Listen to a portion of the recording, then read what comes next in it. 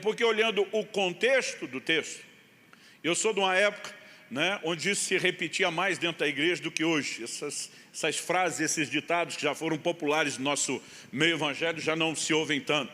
Mas eu lembro que meu pai repetia muito um ditado: texto sem contexto não passa de pretexto.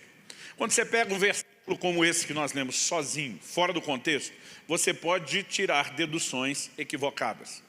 Então, normalmente na interpretação bíblica nós perguntamos o que foi dito, a quem foi dito, por que foi dito. Isso envolve avaliar o contexto. E quando a gente volta lá em Atos 16, nós lemos o versículo 31 que diz: responderam-lhe, crê no Senhor Jesus, serás salvo tu e toda a tua casa. Os versículos anteriores, eu quero ler agora do 23 até o 30, nos mostram o contexto.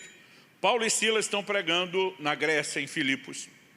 Eles encontram uma mulher possuída de um espírito de adivinhação. Paulo, na autoridade do nome de Jesus, expulsa o demônio. O demônio, depois de sair daquela escrava, ela já não tem mais a habilidade sobrenatural que tinha de adivinhar. Mas a Bíblia diz que com a prática da adivinhação, debaixo da inspiração maligna, ela dava lucro aos seus senhores, aos seus donos. Agora os camaradas bravos denunciam, Paulo e Silas como que lesando eles e o seu negócio. Paulo e Silas passam por um julgamento sumário, o seu direito de cidadão romano de Paulo não é respeitado, eles não apenas são presos, são açoitados, e é nesse contexto que nós vamos continuar a história, verso 23. Depois de lhes darem muitos açoites, os lançaram na prisão, ordenando ao carcereiro que os guardasse com toda a segurança. Este, recebendo tal ordem, levou-os para o cárcere interior e prendeu os pés deles no tronco. Por volta da meia-noite, Paulo e Silas oravam e cantavam louvores a Deus, e os demais companheiros de prisão escutavam. De repente, sobreveio tamanho terremoto que sacudiu os alicerces da prisão. Todas as portas se abriram e as correntes de todos os presos se soltaram. O carcereiro despertou do sono e, vendo abertas as portas da prisão, puxando a espada, ia suicidar-se, pois pensou que os presos tinham fugido. Mas Paulo gritou bem alto: não faça nenhum mal a si mesmo. Estamos todos aqui. Então o carcereiro, tendo pedido uma luz, entrou correndo e, trêmulo, prostrou-se diante de Paulo e Silas. Depois, trazendo-os para fora, disse: senhores, que devo fazer para que seja salvo? Então vamos pensar no pacote. É diante dessa pergunta, que devo fazer para que seja salvo, de uma pessoa, dentro de um contexto, que Paulo e Silas agora respondem para ele: crê no Senhor Jesus e será salvo tu e toda a tua casa. Não creio que o que Paulo está falando aqui se aplica de forma genérica a todo e qualquer cristão, em todo e qualquer lugar. Eu creio que é uma resposta pessoal. Eu creio que, na verdade, Paulo tem um entendimento de um desfecho daquela história e, para mim, ele está falando por revelação do Espírito Santo. Nós vamos olhar o contexto para ver isso. E aquilo que ele tem uma revelação de Deus específica para essa pessoa não é necessariamente o plano de Deus que se repete para toda e qualquer outra pessoa. Um exemplo antes de avaliarmos esse contexto. Em Atos 27, 26, a Bíblia diz que Paulo estava num navio cujo destino era Roma. Ele apelou para ser julgado por César em Roma, estava sendo transferido para lá com muitos outros presos. O navio acaba naufragando, eles vão parar na ilha de Malta. Nesse processo, Paulo se levanta quando o navio está para ir a pique e diz: o anjo do Deus a quem eu sirvo esteve comigo, e diz: nenhum de nós vai se perder nesse processo.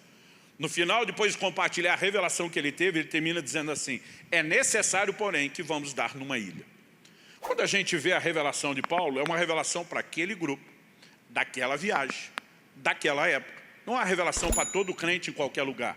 Não há uma promessa de que nenhum de nós, se naufragar, não vai morrer porque vai achar uma ilha no meio do caminho. Não é algo que se aplica genericamente a todo mundo. Aliás, ao longo da história, nós temos muitos cristãos que morreram num naufrágio sem encontrar nenhuma ilha, porque eles não carregavam uma promessa de intervenção específica, como a revelação que Paulo teve só para aquele grupo. Por que eu entendo que Paulo está falando com esse carcereiro debaixo de revelação? Bom, a Bíblia diz que lá pela meia-noite, eles oravam e cantavam louvores a Deus. Meia-noite hoje é um horário que alguns ainda não foram dormir, mas naquela época era metade da noite mesmo. Me parece, a Bíblia diz que o carcereiro acorda com o terremoto, então os presos estão mais perto, estão ouvindo, mas o carcereiro estava dormindo. Quando veio o terremoto e abre as portas da prisão, rompe as cadeias de todos, esse homem fica desesperado, e aí você vai ter que entender algo que era um elemento cultural dentro do Império Romano. Um guardião de presos responderia com a própria vida no caso dos presos fugirem. Quando ele acorda com o terremoto, com tudo chacoalhando, vê aquelas portas escancaradas e imagina que todo mundo fugiu, ele já sabe que ele vai responder com a vida. E ele, desesperado, sabendo que não só a sua carreira de carcereiro acabou, mas a sua vida terminou, ele decide adiantar o processo. No momento que ele pega da espada e está no escuro, Paulo grita para ele de onde está: não faça esse mal a você. Ninguém fugiu, está todo mundo aqui. Esse camarada chega tremendo. Como é que Paulo sabe o que esse camarada, em outro ambiente, está para fazer? Paulo estava falando debaixo de revelação do Espírito Santo. Não existe nenhuma outra lógica. A Bíblia diz que chegando, né, o verso 30 diz: tendo pedido uma luz, entrou correndo, trêmulo, prostou-se diante de Paulo e Silas, e depois trazendo-os para fora, disse: então, está escuro. Ele pediu luz. Ele não consegue ver onde Paulo e Silas estão, eles não podiam ver aonde ele estava, o que estava fazendo, mas Paulo sabia naquele momento que o cara estava pensando em se matar. Ele não pediu permissão para os gente, posso tirar minha vida? Ele achou que todo mundo tinha ido embora, ele nem sabe que ninguém está lá. Como Paulo sabe o que ele vai fazer? Eu não vejo outra lógica aqui, a não ser o fato de que enquanto aqueles dois estão orando e cantando louvores, o Espírito Santo está alimentando algo neles, vou fazer algo essa noite. Essa história termina com salvação. Você consegue imaginar os presos com a porta da prisão aberta, as correntes rompidas, e ninguém correr? Ninguém foi embora. Alguma coisa está acontecendo ali, e é o ambiente, e Paulo já sabe o desfecho da história. Não apenas haverá salvação para você, mas para toda a sua casa. Aquele homem entende uma palavra: se o plano e o projeto de Deus é salvar não apenas a mim, mas toda a minha casa, eu tiro vocês da cadeia, vocês vão lá na minha casa pregar para todo mundo. E nós olhamos e encontramos, daqui a pouco nós vamos ler isso, que foi exatamente o que Paulo e Silas fizeram.